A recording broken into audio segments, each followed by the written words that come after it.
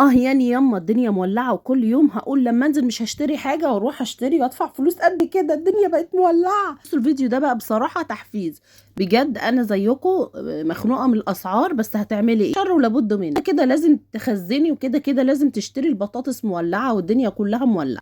حاولي لما تيجي تشتري خضار تأيدي الراجل، يعني تقولوا له بص انا هاخد 4 كيلو 3 كيلو ترخصهم لي. البسلة كان ب 30 عندي في المكان اللي فيه، علشان ما كانش فيه حد قريب اجيب منه، من الناس اللي انا بجيب منهم الحاجه حنينه شويه.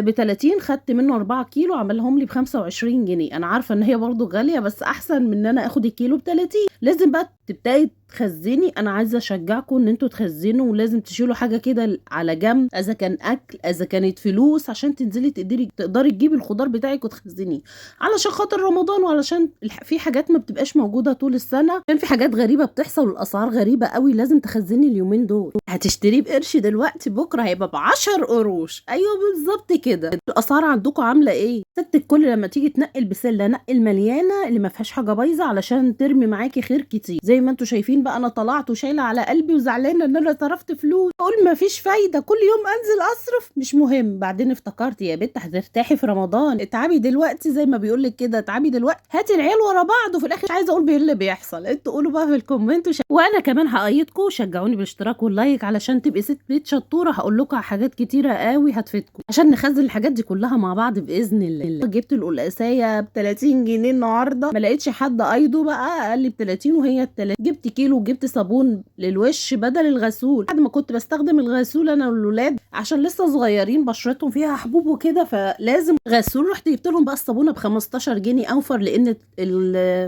الغسول ب 80 وب 70 جنيه. فبصي شوفي الحاجه اللي تقدري تجيبيها، هاتي بديل بتاعها. على زي ما انتم شايفين هنا القصايه ب 30 جنيه، وجبت وبرضك قيدت الراجل، خدت ال4 كيلو الجزر الكيلو ب5 جنيه. اما البرتقال ب 12 ونص.